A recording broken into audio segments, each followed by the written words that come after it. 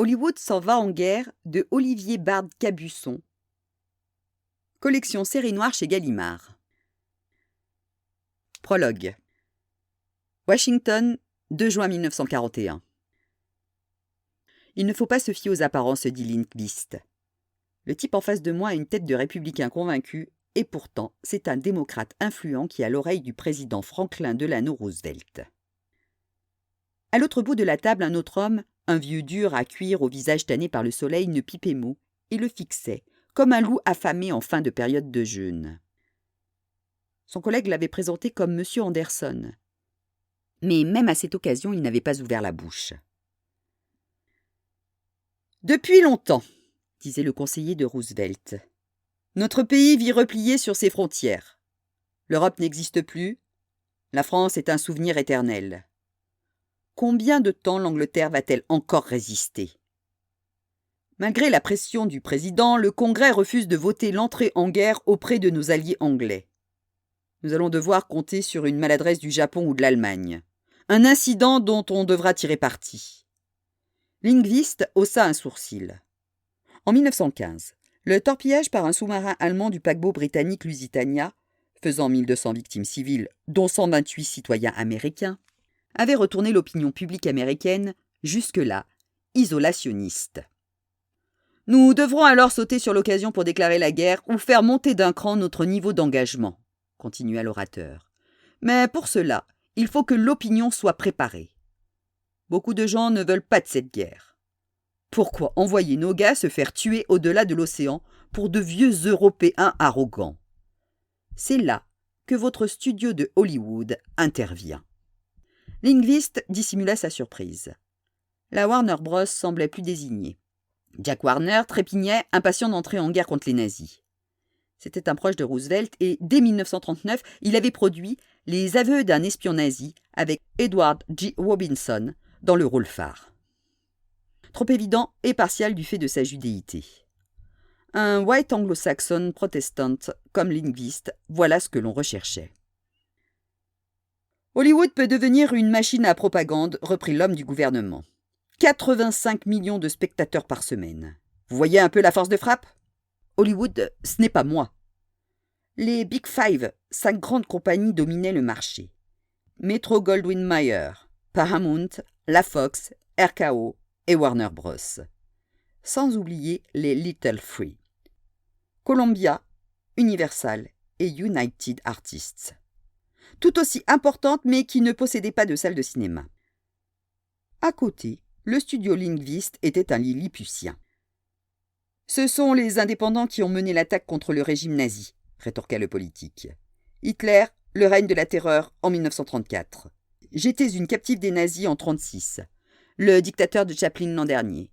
70% des producteurs sont juifs ou d'origine juive, mais ils ont un tel désir d'être reconnus simplement comme des Américains qu'ils hésitent à s'engager totalement contre Hitler. Vous oubliez la Warner, rétorqua Lindqvist. Les dirigeants des majors étaient des anti-nazis convaincus. L'arrivée au pouvoir de Hitler les avait secoués, mais les patrons des studios avaient préféré dans un premier temps mettre de l'eau dans leur vin. Le marché européen était en jeu. Désormais, il n'existait plus. Il nous faut un film dramatique où l'on nomme un chat un chat.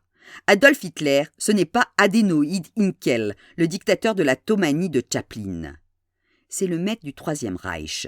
Et je ne vous parle pas d'un divertissement comme chez Warner, mais d'un film engagé qui met en scène l'exécution de juifs par les nazis et révèle l'existence de leurs alliés aux États-Unis, les isolationnistes d'America First. Lindqvist comprit alors pourquoi c'était lui qui était là, et non les grandes compagnies. Les studios Lindqvist, une petite firme sans salle, avec un catalogue encore restreint, mais que les choix de ces dernières années avaient mis en avant.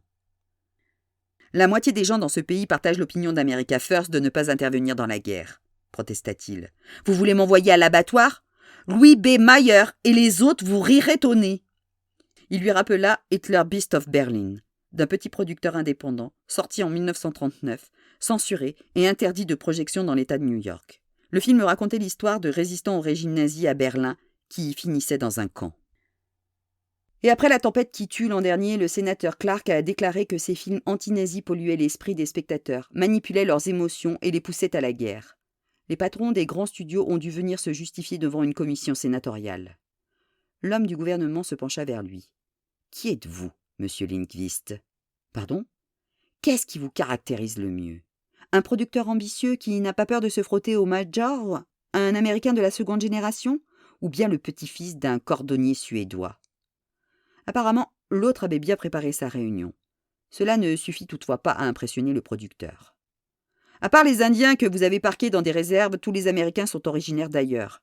Mais il est exact que ma famille ne possède pas l'ancienneté de vos esclavagistes du Sud, ni de leurs esclaves noirs. » Le démocrate resta un moment estomaqué, puis fut gagné d'un rire silencieux. Bien envoyé. Il redevient sérieux. Un producteur protestant pour un film dénonçant le nazisme, ça peut marcher. Mieux qu'un juif, revanchard aux yeux de l'opinion publique. Nous avons besoin d'un porte-drapeau. On dit que Hedy Lamarr est la plus belle femme de Hollywood et Rita Hayworth la plus piquante. Mais Lala possède un je ne sais quoi qui met tout le monde d'accord. À part Garbo, je ne vois pas. Mais Garbo est hors jeu, non ? J'ai perdu Lala au début de sa carrière. Elle est désormais sous contrat avec la Métro. D'ailleurs, vous ne trouverez aucune star en vue chez moi.